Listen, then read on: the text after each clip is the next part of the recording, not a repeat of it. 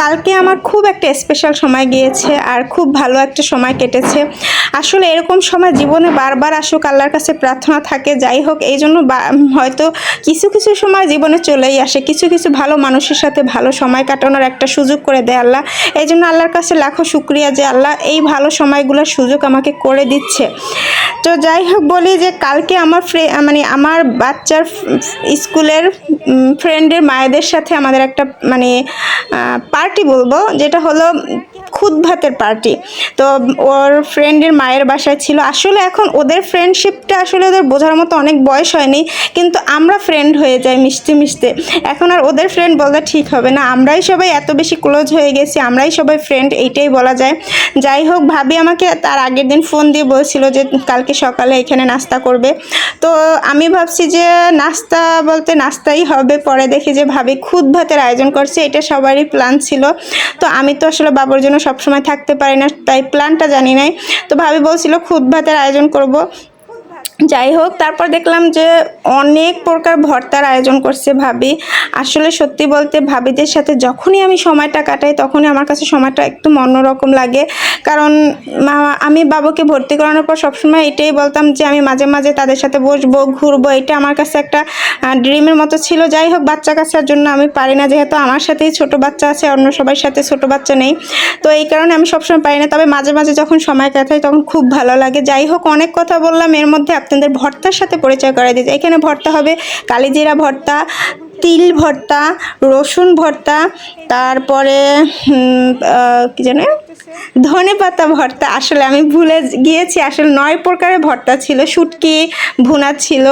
আর এই যে ভাবি আমার বাচ্চাকে টিভি ছেড়ে দেওয়ার জন্য ব্যস্ত হয়ে পড়ছিল। আর এই ভাবি আমার কাছে খুব পছন্দের একটা মানুষ, যেই ভাবি আয়োজন করেছে সেই ভাবি।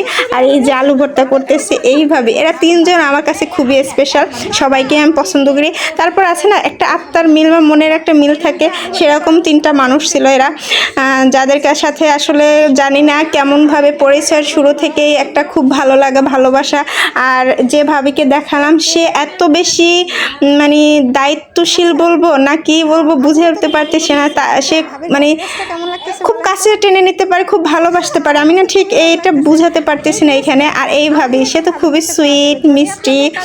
আর তার যে পরনের ড্রেসটা সেটা কিন্তু কেমন হয়েছে আপনারা বলবেন। এই ড্রেসটাও কিন্তু আপনারা চাইলে আমার কাছে নক করলে এই ড্রেসটা কিনতে পারবেন। যদিও আমি ড্রেসের বিজনেস করি না, এই বাসার ভাবির এই ড্রেসের বিজনেস। এবং এই ড্রেসগুলো কিন্তু হাতে কাজ করা ড্রেস, এবং এইখানে ভাবির কাছে হাতে কাজ করা ড্রেস, তারপরে চাদর, তারপরে ওয়ান পিস, এগুলো সব পাওয়া যাবে একদম পিওর সুতির উপর হাতে কাজ করা ড্রেস। এবং এই ড্রেসটা পরার পর ভাবির কিন্তু একদম কি বলবো হলুদ পাখির মতো লাগতেছিল। সত্যি আমি তাকে প্রথমে দেখেই বলতেছি ভাবি আপনাকে খুব কিউট লাগতেছে, খুব সুন্দর লাগতেছে। যাই হোক, আমি কিন্তু সবাইকে এখানে ফোকাস করতে পারি না, যেহেতু ভাবি বা ভাবির বোন যারা বাসায় ছিল তারা বাসার ড্রেসে ছিল। আমরা যেহেতু বাড়িতে গেছি সবাই আমার ড্রেসটা অন্যরকম ছিল। আর ভাবি অনেক কাজ করছে সকাল থেকে, যার কারণে তার পোশাক আদি সেরকমই ছিল। আসলে অত কাজ, আমিও স্বাভাবিকভাবে বাসায় যতক্ষণ কাজ করি বা বাসায় থাকি তখন অন্যরকমেরই থাকি, যার কারণে আমি ভাবিকে এখানে সামনাসামনি দেখাতে পারিনি। যাই হোক, তাকেও দেখাবা, আগে দেখায় কি কি আয়োজন ছিল। এই যেমন আমাদের খুদ ভাত কমপ্লিট হয়েছে রান্না করা।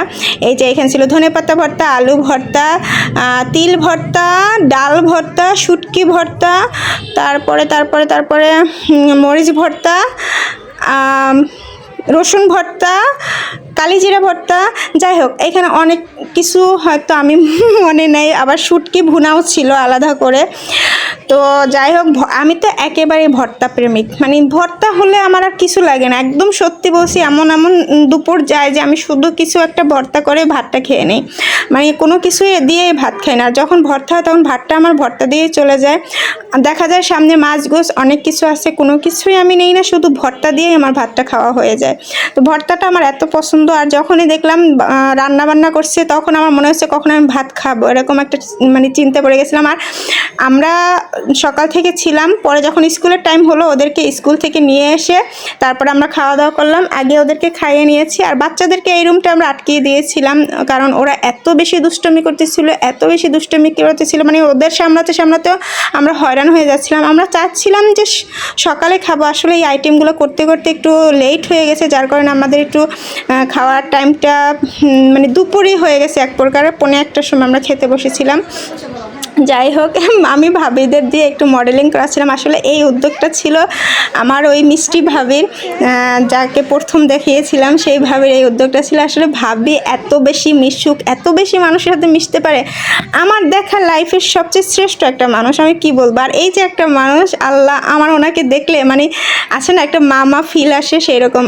আমরা যে বাসায় আসছি আজকে ইনভাইটে, সেই ভাবির মা ইনি, মানে এত নরম মানের একটা মানুষ, আর এত যত্ন করে সবাইকে আপ্যায়ন করাচ্ছিল। এই বয়সে এসেও আন্টিকে কি বলবো, মানে ধন্যবাদ বললেও কম হবে। আসলে সব কিছু আমরা ওই ধন্যবাদ, থ্যাংক ইউ এইগুলো দিয়ে তো আর শেষ করা যায় না। এই হলো আমাদের সেই ভাবি, যার বাসায় আমরা আসলে দাওয়াত খেতে আসছি।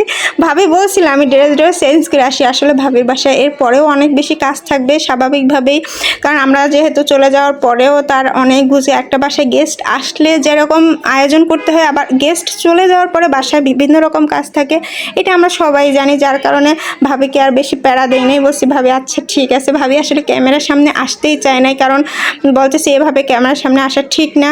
আমরা যেরকমই যেখানে চলে না কেন, আমরা চাই না যে এইভাবে ক্যামেরার সামনে আসতে। ভাবি কিন্তু এমনি ছবি পোস্ট করে, এরকম না যে ভাবি খুবই পর্দানশীল, কিন্তু আমরা সবাই চাই যে একটু সামাজিকভাবে চলতে। আর ভাবি আসলে বাসার ড্রেসে ছিল, তাই সে ক্যামেরার সামনে আসতে চায় না। পরে আমরা ভাবলাম যে ভাবি আমি আপনাকে এমনভাবে এক্সপ্রেস করবো না, আপনি চিন্তা করেন না। যাই হোক, তারপরও ভাবিকে অনেক বেশি মিষ্টি লাগতেছিল, কারণ ভাবি আসলে অনেক সুন্দর।